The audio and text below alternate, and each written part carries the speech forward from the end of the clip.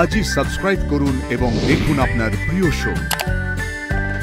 আমি জীবনশৈলী শিক্ষা নিয়ে চর্চা করি। একজন বাচ্চার মানসিক এবং সামাজিক উন্নতির জন্য যা যা স্কিলস প্রয়োজন সেই নিয়ে আমার চর্চা। আমি বর্তমানে যে পজিশনে দাঁড়িয়ে আছি সেইখানে আসা আমার পক্ষে সহজ ছিল না। এই পথটা ছিল খুবই দুর্গম, তো আমার পক্ষে সেই সামর্থ্য ছিল না বিদেশের মেশিন আনার, তো আমি ওয়েস্ট বেঙ্গলের বাইরের স্টেট থেকে মেশিনটা আনি। নমস্কার, শুভ সন্ধ্যা। আপনারা দেখছেন দিদি নাম্বার 1 সিজন 9। আজকে একদম অন্য রকম ভাবে বিকেল বেলাটা শুরু হলো। শায়ন্তী, জীবনশৈলী নিয়ে তোমার কাজ, ভাবনাটা কিভাবে হলো? ভবানীপুরে আমার বড় হয়ে ওঠা।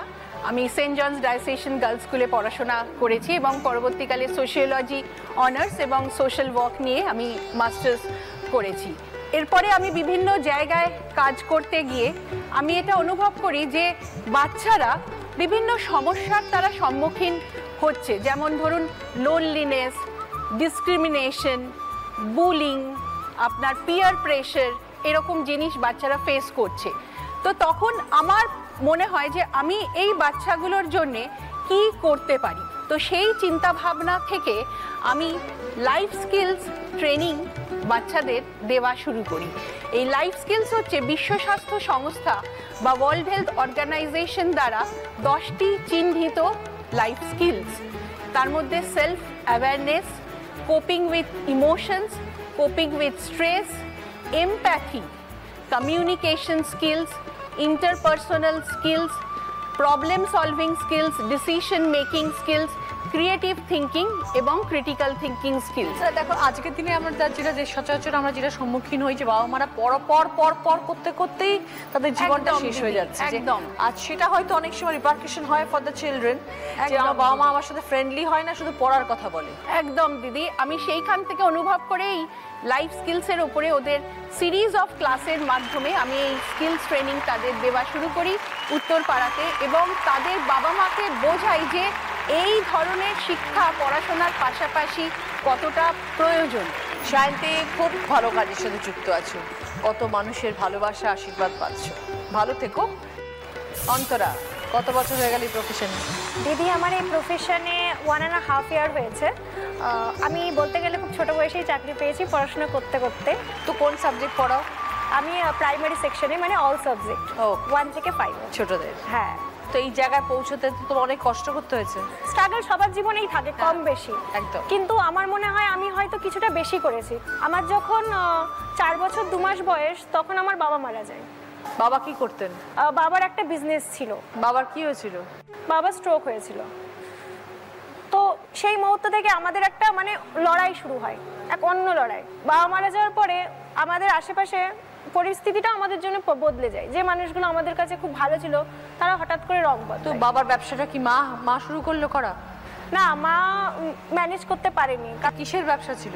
ডেকোরেটরস। তারপরে মা খুব পরিশ্রম করে একটা চাকরি পায়, একটা সরকারি চাকরি পায়, আশা, যেটা পশ্চিমবঙ্গ সরকারের। তো সেই চাকরিটা পেয়ে, যার মায়না খুবই স্বল্প, তো সেই মায়না পেয়ে আমাদের বড় করে ওঠা। তো আমার পরিবারে আমি, দাদা মা আর আমাদের পরিবারটা আমার মাই চালাতো। আচ্ছা, কি দিয়ে পড়াশোনা করলে? আমি মাধ্যমিক দিই। মাধ্যমিক দেওয়ার পরে আমি এইচএস করি। এইচএস করতে করতে আমি ডিএলএড করি গভর্নমেন্ট ইনস্টিটিউট থেকে। সেখান থেকে আমি গ্র্যাজুয়েশন করছি যখন হিস্ট্রিতে, তখনই আমি 3rd ইয়ার যখন আমার চলছে তখন আমি চাকরি পাই। কোথায় তোমার স্কুল? আমার স্কুল সল্ট লেকে, কেন্দ্রীয় বিদ্যালয় নাম্বার 2। আর তুমি থাকো কোথায়? আমি সল্ট লেকেই থাকি বর্তমানে। আমার অফিসিয়াল ম্যারেজ হয়েছে, সোশ্যাল ম্যারেজ হয়নি। আমার হাজব্যান্ড, সে বাই প্রফেশন ডক্টর। আর বিয়ে হয়েছে কতদিন? বিয়ে আমাদের এনগেজমেন্ট রেজিস্ট্রি হয়েছে 6 মান্থ। তাহলে নতুন জীবনে প্রবেশ করতে যাচ্ছে Antara, wish you all the best. হ্যাঁ। মা ভালো আছেন? হ্যাঁ, মা ভালো আছে। তুমিও খুব ভালো থেকো, সবাইকে নিয়ে একসাথে। ঠিক আছে, এবার খেলা শুরু করবো। সুস্মিতা, একটা জিনিস বলো, তুমি স্টুডেন্ট, হ্যাঁ, পাশাপাশি তোমার স্টল আছে আখের রস বিক্রি করা, এটা কিভাবে শুরু হলো? মানে ব্যালেন্স করো কি করে? আমার কম্পিউটার সায়েন্স ইঞ্জিনিয়ারিং, তো ডিপ্লোমা করার পর যখন আইটি সেক্টরে চাকরি করতাম, লকডাউন হয়ে যায়, চাকরিটা আমার চলে যায়। তো তারপর আমি পড়াশোনাটা গ্যাপ দিই। বিটেকটা আমি 2 বছর গ্যাপ দেওয়ার পর, 2-3 বছর গ্যাপ দেওয়ার পর তারপর মনে হয় যে বিটেকটা আবার হায়ার স্টাডির জন্য আমার চালু করা দরকার, কারণ যে সমস্ত চাকরিগুলো আসছে তার স্যালারি খুবই কম, এটাতে একটা সংসার চালানো সম্ভব হচ্ছিল না। তো বিটেক করতে করতে হঠাৎ মাথায় এলো যে নিজের কিছু স্টার্ট করি।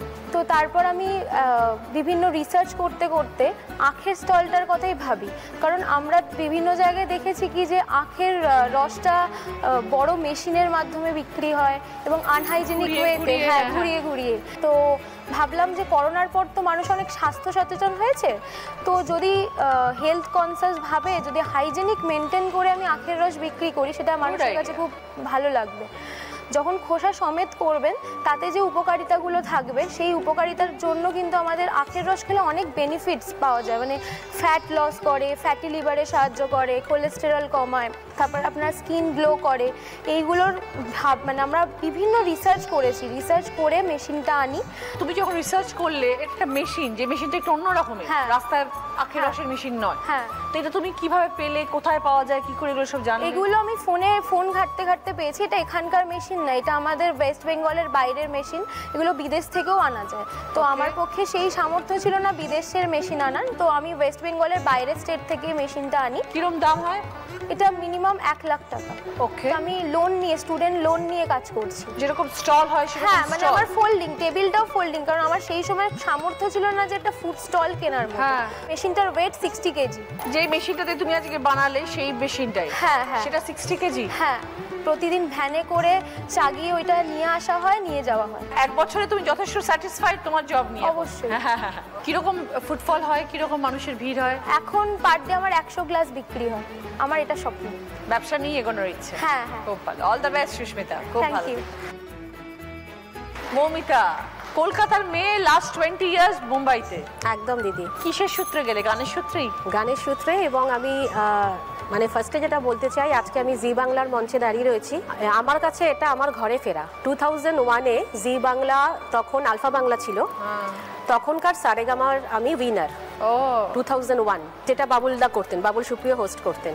তখন আমি 2002-তে আমি মুম্বাইতে যাই জি টিভি সারেগামাপায়ের জন্য, যেটা শান হোস্ট করতেন। তো 2002 এবং 2003 পরপর কনজিকিউটিভ 2 ইয়ার্স আমি ওখানে উইনার, গোল্ডেন ভয়েস সানডে। এবং 2005-এ আমার বিয়ে হয় এবং মুম্বাইয়ের ছেলের সাথেই আমার বিয়ে হয়। তখন থেকেই 2005 থেকে এখন অবধি আমি ওখানেই সেটেল।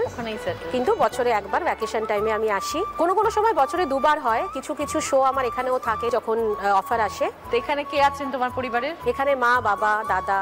আর ওখানে তোমার গানের জার্নি চলছে? ওখানে আমি শো করি এবং গত 5 বছর থেকে আমি একটা ইন্টারন্যাশনাল স্কুলের মিউজিক কাউন্সিলর হিসেবে চাকরি করছি। আমি ইন্ডিয়ান ক্লাসিক্যাল নিয়ে এমএও করেছি। তো আমার সকালটা মিউজিক দিয়ে শুরু হয়, আবার ঘুমোতে যাই মিউজিক। হাজবেন্ডের সাথে কি গান শুনেই পরিচয়? না, একদম অ্যারেঞ্জ ম্যারেজ এবং ম্যাট্রিমোনিয়াল সাইট, মানে পেপার দেখে। আর এরকম ভাবে পেয়ে গেলে যে সে বোম্বেতেই সেটেল? বোম্বেতেই সেটেল, মানে born and brought up in Mumbai. বাঙালি? বাঙালি, কিন্তু বর্ন অ্যান্ড ব্রট আপ ওখানেই। তাহলে এখন তুমি, তোমার হাজবেন্ড আর তুমি রয়েছো বোম্বে? আমি, আমার হাজবেন্ড, আমার মেয়ে। খুব ভালো Moumita, I wish you all the best. Thank you দিদি। ভালো থাকবেন সবাই, সবাইকে নমস্কার।